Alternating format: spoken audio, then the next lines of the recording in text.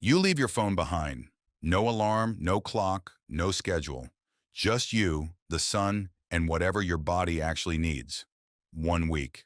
That is all it would take to find out something most people never get to discover about themselves. What would happen to you, physically and mentally, if you lived exactly like your ancestors did for 7 days? This is not a hypothetical question anthropologists have ignored. Researchers have actually studied modern humans, sometimes by accident, sometimes deliberately, who were thrust into conditions resembling ancestral hunter-gatherer life. The results consistently surprise people because the changes are faster and more dramatic than almost anyone expects. Let's walk through what would actually happen to your body and brain day by day. Day 1. The most immediate change has nothing to do with food or exercise. It is light. For roughly 300,000 years, your ancestors' only light sources after sunset were fire and the moon, both dramatically dimmer and redder than the white-blue light pouring out of every screen and bulb in your home. Sleep researcher Charles Czeisler at Harvard has extensively documented how artificial light, especially the blue wavelengths from phones and LED bulbs, suppresses melatonin production, the hormone that signals your brain it is time to sleep. Within hours of removing artificial light from your evening, your body begins doing something it has not done in years.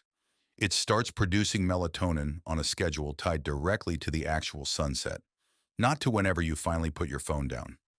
A landmark study led by sleep researcher Kenneth Wright at the University of Colorado sent modern participants camping for 1 week with zero artificial light, no flashlights, no phones, nothing but campfires and natural light.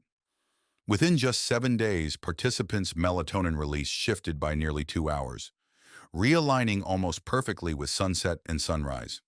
Their bodies had been chronically out of sync with natural light for years, and it took less than a week of ancestral-style living to begin correcting it. Let's make this concrete. Picture yourself on the evening of day 1.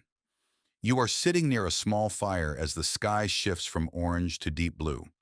There is no phone glowing in your pocket, no notification waiting to be checked, no temptation to glance at anything. At first, this feels almost unbearable. Researchers studying digital abstinence describe an early phenomenon sometimes called phantom vibration anxiety, a restless, itching discomfort that peaks within the first few hours of removing a phone and then, counterintuitively, begins fading by the second night, as your attention has nothing left to keep returning to. Your eyes, no longer trained on a 6-inch rectangle of light, begin doing something they were built to do, scanning a wide horizon, picking up peripheral movement, adjusting naturally to darkness in a way that screen use actively suppresses. Ophthalmologists studying rising rates of myopia, or nearsightedness, particularly in densely urbanized, screen-heavy populations, have found strong associations between time spent focusing at close range indoors and the development of nearsightedness, while time spent looking at distant horizons outdoors appears protective. 1 week will not reverse a lifetime of screen use, but your eye muscles, like everything else, begin adjusting almost immediately to actually being used the way they evolved to be used. Day 2 and 3. Hunger changes shape entirely. Modern eating is largely driven by clock time, schedule, and constant availability, snacks within arm's reach at almost every moment of the day. Ancestral eating patterns, observed extensively among groups like the Hadza of Tanzania by anthropologist Frank Marlowe, involve longer gaps between meals, occasional genuine scarcity, and food that requires real physical effort to obtain. Within just 2 to 3 days of irregular, effort-based eating, your body's relationship with hunger signals begins shifting. Researchers studying intermittent and irregular eating patterns, a rough modern proxy for ancestral feeding rhythms, have found measurable changes in insulin sensitivity and metabolic flexibility within a matter of days, not months. Your body, it turns out, adapts to feast and famine rhythms far faster than most people assume, because it spent hundreds of thousands of years being extremely good at exactly that. Day 3 and 4. Your feet would genuinely hurt, and then something interesting would happen. Evolutionary biologist Daniel Lieberman at Harvard has spent years studying barefoot and minimally shod movement, comparing modern shod, walking and running to the biomechanics of populations who walk barefoot or in minimal footwear their entire lives, much like ancestral humans would have. Cushioned modern shoes change your gait, your stride length, and how forcefully your heel strikes the ground.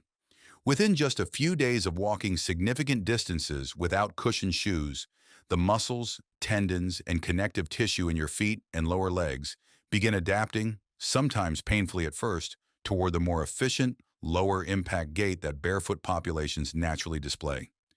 Your feet have an ancestral memory, your shoes have been overriding your entire life. Day 4 and 5. Your stress response begins recalibrating in a way that surprises almost everyone. Modern life produces a strange phenomenon researchers call chronic low-grade stress. Your cortisol levels staying persistently elevated not because of any single acute danger, but because of the constant low hum of notifications, deadlines, traffic, and unresolved digital demands. Ancestral stress was different in structure entirely, not necessarily lower in total amount, but acute, intense, and resolved. You either escaped the predator or you did not. The threat ended. Researcher Robert Sapolsky at Stanford has spent decades documenting how this acute versus chronic distinction matters enormously for physical health. Because chronic unresolved stress keeps cortisol elevated in ways the human body was never designed to sustain for years at a time. Within just days of removing constant low-grade digital stressors, modern people consistently report measurable drops in baseline anxiety, even while doing physically demanding ancestral-style tasks that would seem on paper more stressful than checking email. Day 5 and 6. Your social brain reactivates. Anthropologist Robin Dunbar's research on hunter-gatherer band sizes suggests humans evolved to maintain deep, continuous, face-to-face relationships with a relatively small number of people, not the hundreds of shallow digital connections many people maintain today. Within several days of living in close physical proximity to a small group, sharing meals, working together on physical tasks, and talking without the option to check a phone, mid-conversation, modern participants in immersion-style ancestral living studies consistently report a specific, measurable increase in feelings of closeness and trust toward their immediate group, something researchers attribute partly to oxytocin release, triggered by sustained eye contact and physical cooperation, both of which are dramatically reduced by typical modern digital interaction. Day 6 and 7. Something subtle but significant happens to your sense of time itself. Without clocks, without scheduled meetings, and without the constant background pressure of what time is it, many participants in ancestral living studies report a peculiar sensation. Days feel simultaneously longer and more vivid, while also feeling less anxious overall. Psychologists studying time perception suggest this happens because clock watching itself creates a specific, measurable form of low-grade stress, what some researchers call hurry sickness, a chronic sense of insufficient time that did not meaningfully exist before mechanical timekeeping became universal. Remove the clock, and that particular form of background anxiety has nothing left to attach itself to.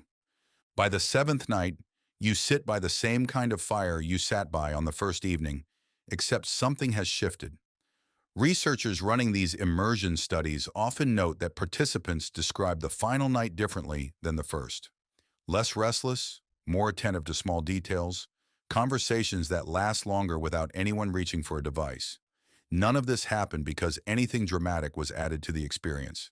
It happened because something was simply removed, and your biology, given the chance, filled the space with the behaviors it was running for hundreds of thousands of years before any of it was taken away.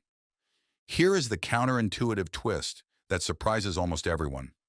We tend to assume that modern comfort, climate control, instant food, soft mattresses would make a week of ancestral living feel like deprivation. And physically, in many ways, it would be harder.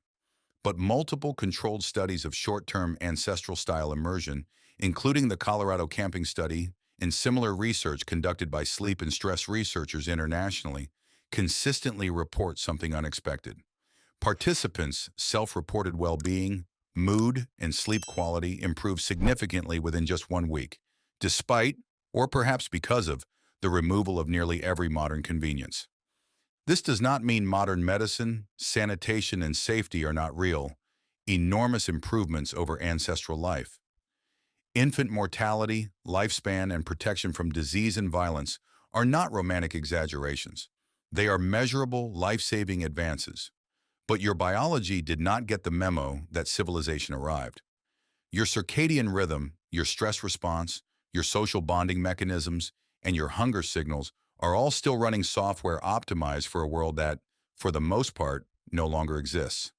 A single week away from that mismatch is apparently enough to start noticeably correcting it. You leave your phone behind. 1 week. Somewhere around day 4 or 5, your body stops fighting the modern world it was never built for and starts remembering, in a very literal, measurable, biological sense, the world it actually came from.